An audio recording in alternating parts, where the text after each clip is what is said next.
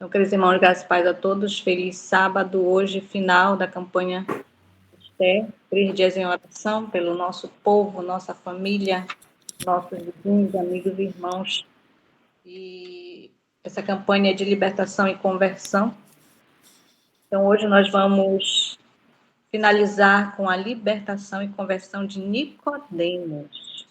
Conosco está a nossa querida irmã Diná Chaves, e ela vai falar sobre como foi essa experiência de Nicodemos. Você é a palavra, Diná. Bom dia a todos. Eu quero muito agradecer a Deus pela oportunidade que o Senhor tem me dado. E essas oportunidades têm me fortalecido, me ajudado a tirar alguns traumas, né, de apresentação. E é um tema assim bem interessante, né, falando sobre Nicodemos. Nós conhecemos bem a história, né, de como foi o encontro de Nicodemos ali. E ele está baseado em João, no capítulo 3, né, de 1 a 17, que nós lemos ali como Nicodemos ele teve esse encontro com Jesus. Ele conhecia Jesus, ele sabia dos milagres, ele acompanhava Jesus, né? E vamos aqui no decorrer descobrir como foi esse encontro com Jesus. Ele teve um encontro realmente com Jesus, né? No livro Desejado Todas as Nações, na página 149 e na página 171, diz assim: Nicodemos ocupava a posição de alta confiança da nação judaica. Ele possuía esmerada educação e era dotado de talentos acima do comum, sendo igualmente membro honrado do Conselho Nacional. Então, Nicodemos, ele era superdotado. E hoje nós temos pessoas assim ainda.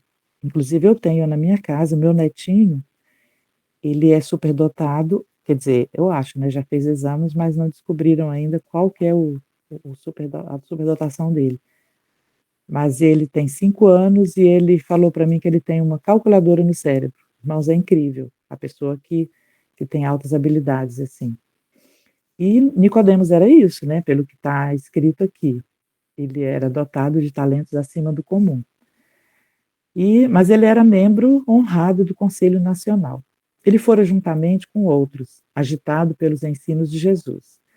Se bem que ele era rico, instruído e honrado, ele sentira-se estranhamente atraído pelo humilde Nazareno. Como ele era rico, ele achava que como que ele poderia ser atraído por uma pessoa tão simples e tão humilde, né, que era Jesus. As lições saídas dos lábios do Salvador o haviam impressionado grandemente e desejara conhecer mais acerca dessas maravilhosas verdades. A manifestação de autoridade por parte de Cristo na purificação do templo despertara nos sacerdotes e principais decidido ódio. Temiam o povo desse estranho, e tal ousadia da parte de um obscuro galileu não era coisas que se tolerasse. Determinaram acabar com sua obra, mas nem todos concordavam com isso. Alguns haviam que temiam opor-se a uma pessoa tão evidentemente dirigida pelo Espírito de Deus. Lembrava-se de como profetas haviam sido mortos por terem repreendido pecados dos guias de Israel. Então, aquele povo tinha medo, porque eles, tanto pela posição como pela própria vida, né, em repreender.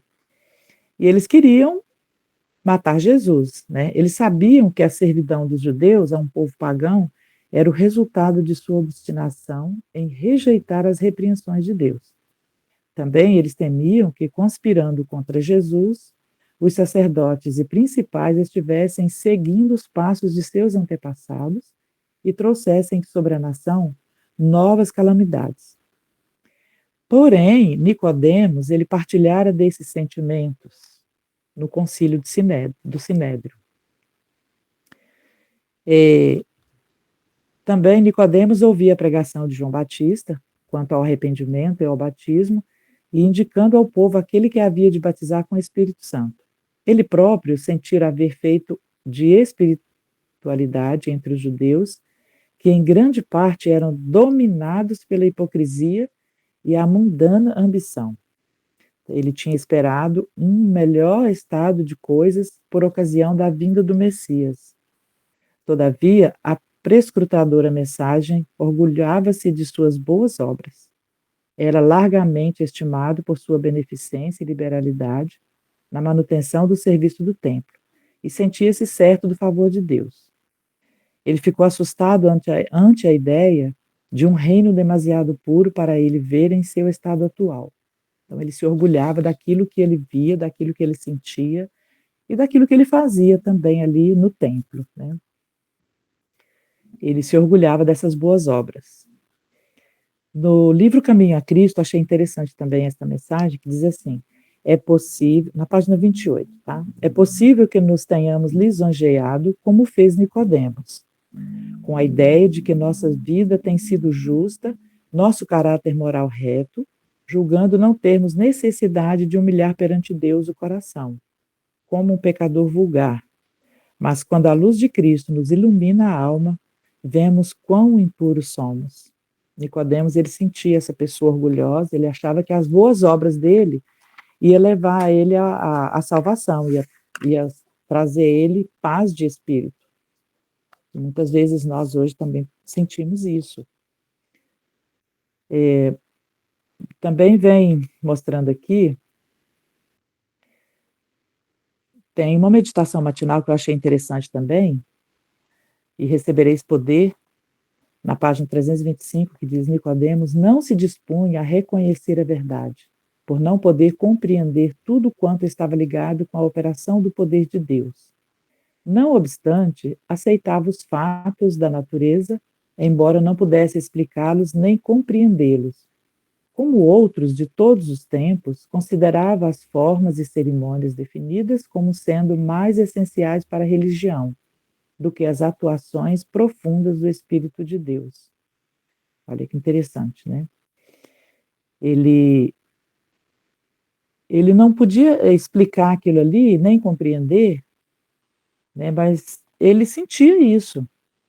Quando Nicodemos foi ter com Jesus, Cristo expôs-lhes as condições da vida divina, ensinando-lhes o próprio alfabeto da conversão. E Nicodemos foi quando Jesus disse para ele, né? É preciso nascer de novo. E aí ele perguntou para Cristo: como pode ser isso? Tu és mestre. Aí Cristo respondeu para ele: tu és mestre em Israel e não sabes isso? E respondeu então Cristo: esta pergunta podia ser feita a muitos que ocupam posições de responsabilidade como mestre, mas negligenciaram a obra essencial que deviam fazer. Quando Nicodemos, doutor da lei em Israel, foi ter com Jesus a fim de inquiri-lo, Cristo apresentou-lhe os princípios fundamentais. Embora ocupasse honrosa posição em Israel, Nicodemos não tinha correta noção do que devia ser um mestre em Israel. Cristo disse para ele: tu és mestre em Israel e não entende isso? Mas ele não entendia essa parte. Necessitava de instrução acerca dos próprios princípios fundamentais da vida religiosa, pois não aprendera o alfabeto da verdadeira experiência cristã. Isso está registrado em Fundamentos da Educação Cristã, na página 517. Pode alguém não ser capaz de dizer exatamente a ocasião ou lugar de sua conversão, nem seguir toda a cadeia de circunstância no seu processo, mas isso não prova que essa pessoa não foi convertida. Cristo disse a Nicodemos: o vento assopra onde quer que vá, e ouves a sua voz, mas não sabes de onde vem nem para onde vai. Assim é todo aquele que é nascido do Espírito. João 3, verso 8. Como o vento que é invisível, mas cujos efeitos se podem claramente ver e sentir, assim o Espírito de Deus em sua obra no coração humano. Essa virtude regeneradora, que nenhum olho humano pôde ver, gera na alma uma vida nova, cria um novo ser à imagem de Deus. Conquanto a obra do Espírito seja silenciosa e imperceptível, seus efeitos são manifestos. Se o coração foi renovado pelo Espírito de Deus, a vida dará testemunho desse fato.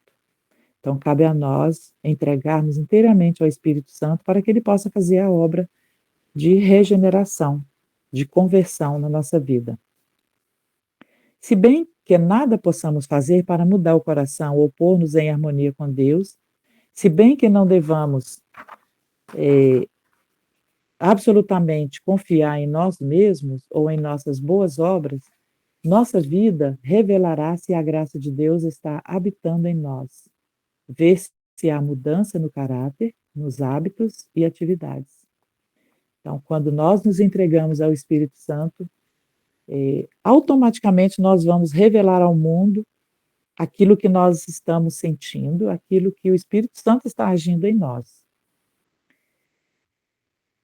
Ver se há mudança no caráter, na obra, e será claro e positivo o contraste entre o que foram e o que são. Muita gente às vezes fala assim, puxa vida, aquela pessoa era uma pessoa tão má, tão ruim, e quem diria, hein? Muitos nem acreditam, né, na conversão de certas pessoas.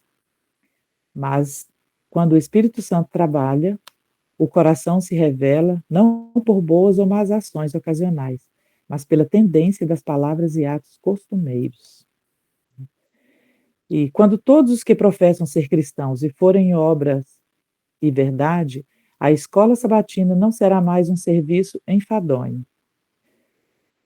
Os professores compreenderão a lição dada por Cristo a Nicodemos, ensinando-a em toda a sua importante influência sobre o destino humano. Jesus declarou ao mestre de Israel: na verdade te digo que aquele que não nascer de novo não pode ver o reino de Deus. A não ser que o homem nasça de novo, nunca poderá compreender o caráter do reino celestial, nem discernir-lhe a natureza espiritual. A lição dada por Cristo a Nicodemos é importante para cada professor, cada obreiro da escola sabatina, cada jovem e criança. Certamente é importante que nos familiarizemos com as razões de nossa fé, mas o conhecimento experimental acerca do que significa nascer de novo é o mais importante a ser obtido. A grande necessidade de nossa escola sabatina é da luz da vida. Através de todas as nossas fileiras, necessitam-se homens e mulheres. Por que a serva do Senhor escreveu isso sobre a escola sabatina? Porque lá é que nós podemos aprender e podemos também passar para outras pessoas, né, as lições importantes para a vida diária de cada um. Nicodemos foi ter com o Senhor pensando em entrar em longa discussão relativamente a pontos sem importância. Mas Jesus descobriu-lhe os princípios básicos da verdade, mostrando-lhe que sua primeira necessidade era o de humildade, de espírito suscetível de ensino, de um novo coração. Ele precisava, enfim, nascer de novo se quisesse entrar no reino de Deus. Por que a serva do Senhor escreveu isso aqui? Por que Nicodemos ele precisava dessa lição de humildade? Por que ele foi buscar Jesus de madrugada, à noite? Justamente porque ele não era humilde. E ele ficou com medo, né, das pessoas verem ele ir lá procurar uma pessoa tão humilde, tão simples como Jesus. Acaso não há em nossa escola sabatina os que exercem cargos de responsabilidade e que ficariam irritados e aborrecidos se eu lhes testificasse que também necessitam nascer de novo, embora sejam mestres em Israel? Nicodemo se maravilhou de que Cristo lhe falasse de maneira em que o fez, sem respeitar-lhe a posição de mestre em Israel. Então ele não gostou da resposta de Jesus. Não estando preparado para receber a verdade, respondeu-lhe em palavras cheias de ironia. Disse-lhe Nicodemos: como pode um homem nascer sendo velho? Porventura pode tornar a entrar no ventre de sua mãe e nascer? Ele sabia disso, né? Ele sabia, mas ele quis ironizar essa resposta. Como muitos fazem revelou ele o fato de que, ao ser levado à consciência, a penetrante verdade, o homem natural não aprende as coisas que são do Espírito de Deus. Não há neles nada que corresponda às coisas espirituais que se discernem espiritualmente. Mas, embora Nicodemos não lhe entendesse as palavras e recebesse o poder, né? Isso está na meditação também na página 20. Esta verdade é apresentada nas palavras de Cristo a Nicodemos. Em verdade te digo que se alguém não nascer de novo, não pode ver o reino de Deus.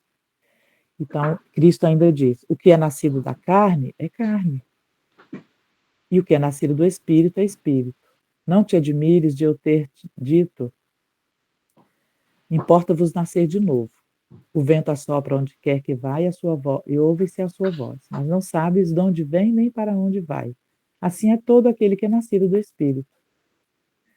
E no livro Evangelismo, também na página 289, vem dizendo assim: nossos professores precisam aprender constantemente, os reformadores necessitam reformar-se por sua vez, não somente em seus métodos de trabalho, mas no próprio coração. Precisam ser transformados pela graça de Deus. Quando Nicodemos, grande mestre em Israel, foi ter com Jesus, o mestre expôs-lhe as condições de vida eterna, ensinando-lhes o próprio alfabeto da conversão.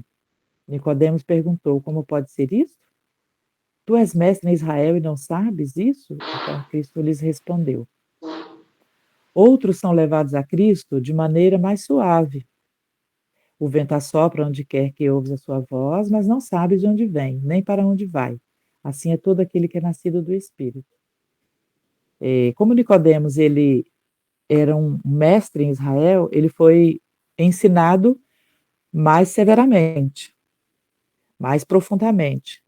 Mas outros também são ensinados mais suave, porque todos nós, cada um, somos diferentes uns dos outros, né?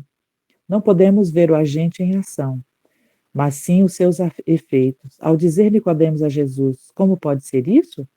Jesus lhe disse, né, tu és mestre em Israel e não sabe, não entendes isso? Um mestre de Israel, um dentre os sábios, alguém que se presuma capaz de compreender a ciência da religião, contudo tropeçando na doutrina da conversão. Não se dispunha a reconhecer a verdade por não poder compreender tudo quanto estava ligado com a operação do poder de Deus. Não obstante, aceitou os fatos da natureza, embora não pudesse explicá-los nem compreendê-los. Como outros de todos os tempos, considerava as formas e cerimônias definidas como sendo mais essenciais para a religião do que as atuações profundas do Espírito de Deus. Quando Cristo, a esperança de Israel, foi suspenso na cruz e levantado, segundo ele disse a Nicodemos, a esperança dos discípulos morreu com Jesus. Eles não podiam explicar a questão. Não conseguiam compreender tudo que Cristo de antemão lhes dissera a esse respeito. Então, naquela cruz, os discípulos ficaram tristes ali, né? E perderam aquela esperança de que Cristo seria o rei, né, aqui na terra. Eis aqui outro caso que Cristo apresentou a Nicodemos, né, que foi a serpente que foi levantada no deserto, declarando, né, assim importa que o Filho do Homem seja levantado. E ele foi levantado. Quando ele for levantado, atrairá todos os homens a si mesmo, para que todo aquele que nele crê não pereça, mas tenha vida eterna. João 3,15. Pois bem, olhai simplesmente para essa serpente de bronze. Os filhos de Israel não perceberam que Deus os estava guardando por seus anjos enviados para ser seu auxílio e sua proteção. O povo não havia sido destruído pelas serpentes em suas longas viagens no deserto. Eles tinham sido um povo ingrato e precisou ter essa lição para que eles reconhecessem realmente o amor de Cristo, né? E aquela imagem que foi levantada ali no deserto. João estava ansioso para saber que medida tomar em relação ao corpo de seu amado mestre. Estremeceu ao pensar que seria manuseado por grosseiros e insensíveis soldados e colocado numa sepultura desonrosa. Sabia que não podia obter nenhum favor das autoridades judaicas e esperava pouco de Pilatos. Mas José e Nicodemos tomaram a dianteira nessa emergência. Ambos eram membros do Sinédrio e tinham relações com Pilatos. Ambos eram ricos e influentes e decidiram que o corpo de Jesus teria sepultamento condigno. Interessante essa parte, irmãos. Nós, como seres humanos, nós não temos esse pensamento, né, de que que uma pessoa bem simples poderia chegar para Pilatos ali, como João, né, e pedir o corpo de Jesus. Ele achou que ele não ia ser recebido bem ali por Pilatos. Mas o Espírito Santo trabalhou, levou José e Nicodemos, que era membro do Sinédrio, que tinha condições financeiras de dar um sepultamento digno a Cristo, e foi usado ali para que Cristo tivesse um sepultamento digno. Foi ali que Nicodemos mostrou realmente a sua conversão. José foi ousadamente a Pilatos e pediu-lhe o corpo de Jesus. Pilatos então deu uma ordem oficial para que o corpo de Jesus fosse entregue a José. Enquanto o discípulo João estava aflito quando os sagrados despojos de seu amado mestre, José de Arimateia voltou com a ordem do governador. E Nicodemos, antecipando o resultado da entrevista de José com Pilatos, chegou com uma custosa mistura de mirra e aloés, de cerca de 100 libras de peso. Ao mais honrado em Jerusalém, não se poderia haver demonstrado mais respeito na morte. Interessante, né? Ninguém é capaz de explicar as Escrituras sem o auxílio do Espírito Santo. Mas quando tomais a palavra de Deus com o coração humilde e dócil, os anjos de Deus estarão ao vosso lado para impressionar-vos com as evidências da verdade. Quando o Espírito de Deus repousa sobre vós, não há sentimento de inveja ou ciúme ao examinar a atitude alheia. Não haverá espírito de acusação e crítica, como o que Satanás inspirou no coração dos líderes judeus contra Cristo. Então, Nicodemos, ali naquele momento, ele lembrou do que Cristo falou com ele: necessário vos é nascer de novo. Aquele que não nascer da água e do Espírito, que não nascer de novo, não pode ver o reino de Deus. E Nicodemos teve esse privilégio. Tende de ter o molde divino antes de poder discernir as sagradas reivindicações da verdade. A menos que o professor seja um aluno da escola de Cristo, não está habilitado para ensinar a outros. Então, primeiro nós temos que ser um aluno da escola de Cristo. Nicodemos primeiro fez isso. Nesse tempo de perigo, em Atos dos Apóstolos, na página 104, diz assim: nesse tempo de perigo, Nicodemos veio destemerosamente confessar sua fé no Salvador. Nicodemos era membro do Sinédrio e com outros tinham sido movidos pelos ensinos de Jesus. Ao testemunhar as maravilhosas obras de Cristo, a convicção de que este era o enviado de Deus tomou posse de sua mente. Demasiado orgulhoso para se mostrar abertamente simpático ao mestre Galileu, havia procurado uma entrevista secreta. Nessa entrevista, Jesus desdobrara perante ele o plano da salvação e de sua missão ao mundo. Entretanto, Nicodemos hesitava ainda. Tinha a verdade no coração e por 3 anos houve pouco fruto aparente. Mas conquanto não tivesse publicamente reconhecido a Cristo, repetidamente havia ele no concílio do Sinédrio impedido os desígnios dos sacerdotes para destruí-lo. Quando afinal Cristo foi levantado na cruz, Nicodemos se lembrou das palavras que ele dissera na noite da entrevista no Monte das Oliveiras. Como Moisés levantou a serpente no deserto, assim importa que o Filho do Homem seja levantado. E ele viu em Jesus o Redentor do mundo. Com José de Arimateia, Nicodemos tinha feito face às despesas do sepultamento de Jesus. Os discípulos estavam temerosos de se mostrarem abertamente como seguidores de Cristo, mas Nicodemos e José corajosamente vieram em seu auxílio. Eu fico imaginando, irmãos, os discípulos preocupados ali, como vamos fazer para sepultá-lo? Ele precisa de um sepultamento digno, somos pobres financeiramente, não temos condições, mas o Espírito Santo já estava trabalhando, Deus já estava encaminhando pessoas para aquele momento ali, né? E o concurso desses ricos e honrados homens era grandemente necessário. O concurso desses homens e honrados homens era grandemente necessário naquela hora de trevas. Eles puderam fazer por seu mestre morto o que teria sido impossível para os pobres discípulos, e sua riqueza e influência os protegeram, em grande medida, na maldade dos sacerdotes e príncipes. Na Bíblia tem um verso que fala que é mais fácil passar um camelo pelo fundo de uma agulha do que um rico entrar no céu. Mas um rico que ama a riqueza e despreza a Cristo, aquele rico que ama a Cristo, entrega-se inteiramente a Cristo, ele entra no céu, sim. Aqui está dizendo, né, que não põe o amor ao dinheiro, àquela riqueza. E finalizando em Atos dos Apóstolos, na página 105, achei muito interessante, irmãos, essa mensagem aqui também.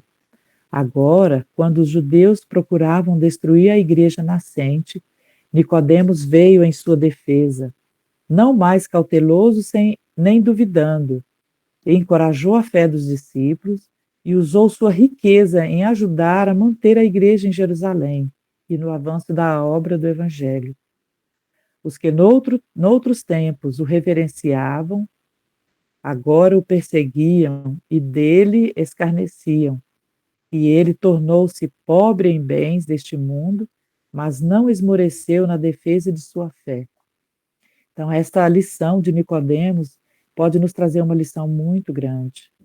Muitas vezes somos orgulhosos por aquilo que temos, e não é coisas assim, não é riqueza em dinheiro, falando financeiramente. Muita gente se torna orgulhosos por ter uma casa bonita, por ter móveis chique, por ser aparentemente, né, bem.